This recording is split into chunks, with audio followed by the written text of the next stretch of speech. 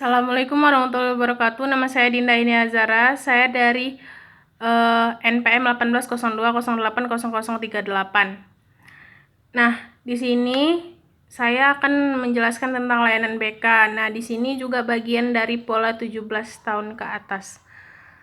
Jadi untuk layanan BK yang pertama itu ada layanan orientasi. Apa itu layanan orientasi? Layanan orientasi itu dia merupakan layanan yang memungkinkan para peserta didik atau objek-objek yang dipelajari dengan cara untuk mempermudah dan memperlancar berperan peserta didik di lingkungannya yang baru itu. Dia juga sekurang-kurangnya diberikan 2 kali dalam 1 tahun, yaitu pada setiap awal semester.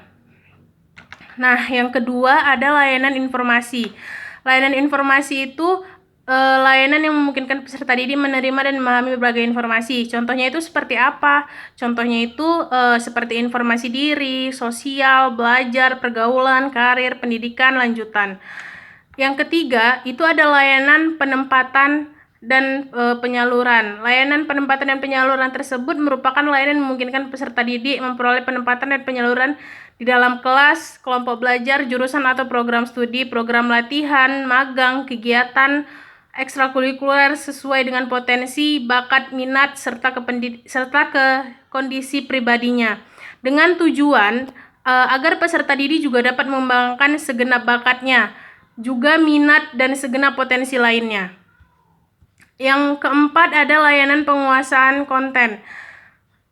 Layanan penguasaan konten merupakan layanan yang membantu peserta didik tersebut dengan cara menguasai konten tertentu.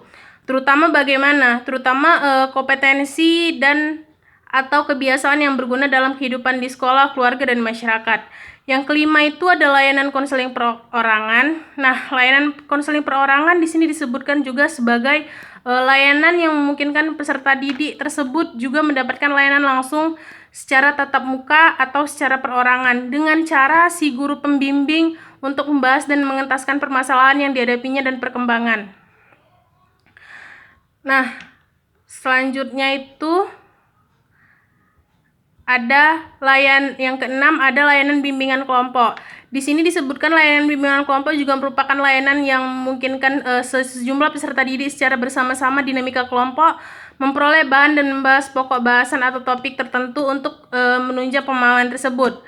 Dan pengembangan kemampuan sosialnya juga, baik dia sebagai individu maupun sebagai pelajar. Selanjutnya yang ketujuh ada layanan konseling kelompok. Apa itu layanan konseling kelompok?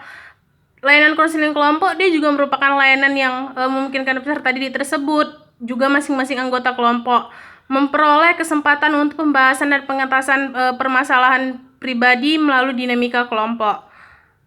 Yang ke-8 ada layanan konsultasi. Layanan konsultasi merupakan layanan yang membantu peserta didik, dana atau pihak lain dalam memperoleh wawasan, pemahaman, dan cara-cara yang perlu dilaksanakan dalam menangani kondisi dan atau masalah peserta didik.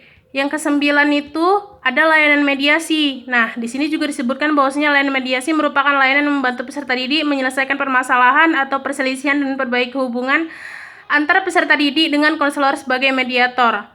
Nah, yang terakhir itu ada namanya layanan advokasi.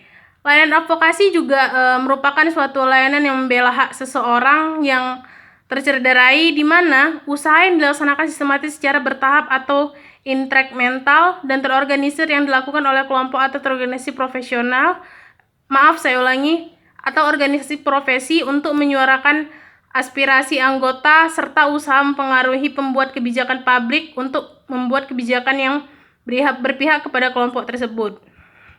Selanjutnya saya akan menjelaskan tentang kegiatan pendukung. Di sini ada aplikasi instrumentasi. Apa itu aplikasi instrumentasi? Aplikasi instrumentasi adalah upaya pengungkapan melalui pengukuran dengan memakai alat ukur atau instrumentasi. Yang kedua ada himpunan data. Himpunan data itu merupakan kegiatan untuk menghimpun seluruh data dan keterangan yang relevan dengan keperluan pengembangan peserta didik. Nah, yang ketiga ada komprehensi kasus, yaitu adalah pendukung untuk membahas permasalahan peserta didik atau klien dalam suatu pertemuan yang dihadiri oleh pihak-pihak yang mendapat memberikan keterangan, kemudahan, dan komitmen permasalahan peserta didik tersebut. Yang keempat itu kunjungan rumah nih, yaitu kegiatan memperoleh data peserta didik atau klien dengan cara mengunjungi rumah peserta didik Dia itu untuk mendeteksi kondisi keluarga dalam kaitannya dengan permasalahan peserta didik klien agar mendapatkan sebagai informasi yang dapat digunakan lebih efektif. Nah, yang kelima itu ada alih tangan kasus. Alih tangan kasus itu dia merupakan kegiatan pendukung BK untuk mendapatkan penanganan yang lebih tepat dan tuntas atas semua masalah yang dialaminya. Yang terakhir untuk kegiatan pendukung ada tampilan kepustakaan, yaitu adalah upaya bagaimana bantuan kegiatan mendukung untuk memperkarya dan memperkuat diri berkenan dengan permasalahan yang dialami peserta didik atau klien. Selanjutnya saya akan menjelaskan tentang bidang layanan BK. Jadi yang pertama itu ada layanan konseling pribadi. Di sini dikatakan bahwasanya bimbingan terhadap seseorang dengan hanya memfokuskan solusi untuk permasalahan pribadinya, misalnya masalah keluarganya, penyakit, dan lain-lain. Selanjutnya itu ada layanan konseling sosial, yaitu lebih memfokuskan pada permasalahan di luar kepribadian seseorang atau di lingkungannya sekitar yang lebih luas atau umum, misalnya permasalahan bersama lain dan lain-lain. Selanjutnya itu layanan konseling belajar, hanya memfokuskan kepada pelajaran belajar, misalnya bimbel atau bimbingan belajar. Mungkin ini saja yang dapat saya sampaikan. Assalamualaikum warahmatullahi wabarakatuh.